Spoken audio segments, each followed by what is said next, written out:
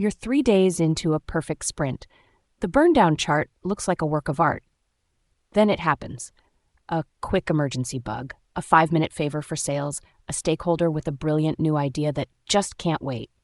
Interruptions are the silent killers of velocity.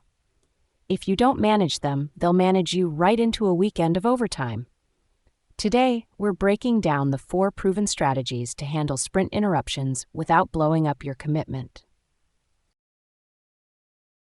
Number 1, the buffer strategy. Most teams plan for 100% capacity. That's your first mistake.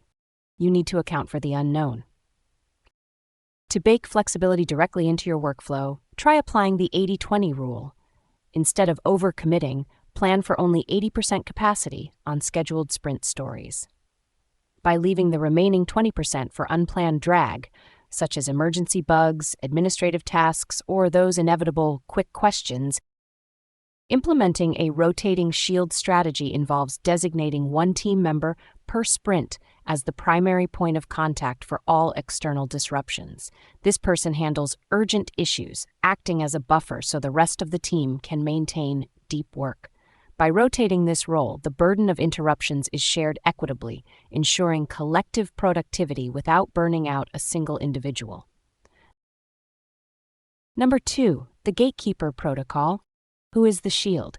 In Scrum, it's the Scrum Master or the product owner. Stakeholders should never go directly to developers. To keep the sprint on track, use the Triage Method by immediately vetting every new request against the current mission. When an interruption occurs, the product owner must ask a single, clarifying question. Is this more important than the sprint goal? This forces a direct comparison between the new task and the team's commitment, ensuring that only truly critical work is allowed to disrupt the existing plan. Anything that doesn't pass that immediate triage should be moved to the Not Now list.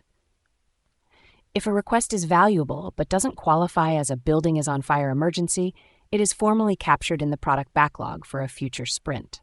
This acknowledges the importance of the stakeholders' needs without sacrificing the team's current momentum, turning a no into a not now. Number 3, categorizing the chaos. Not all interruptions are created equal. Use this table to decide your move. When an emergency strikes, like a total site outage or a major security breach, the standard rules of individual tasks go out the window. This is when the team needs to swarm. By definition, swarming is a technique where the entire team drops their specific individual stories to focus collectively on a single high-priority issue. Next are the minor bugs. These shouldn't derail your flow. Instead, you either pull from that 20% buffer we talked about or schedule them for the next sprint. Then you have the feature ideas. These are often great suggestions, but they aren't urgent. Log them in the product backlog and save the discussion for your next refinement session. Finally, there's the admin and meetings. The best way to handle these is to batch them at the start or the end of your day.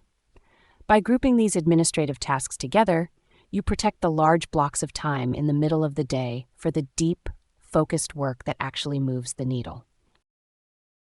Number 4, the swap rule. If an interruption is truly urgent and must be done now, you have to use the trade-off rule. We can add this new task, but because the sprint capacity is fixed, which of these existing tasks are we removing to make room? This makes the cost of the interruption visible.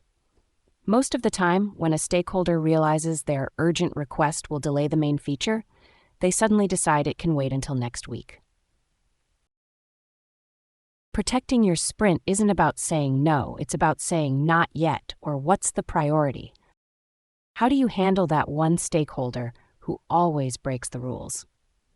Let me know in the comments. And if this helped you, hit that subscribe button for more Agile tips. Thanks for watching.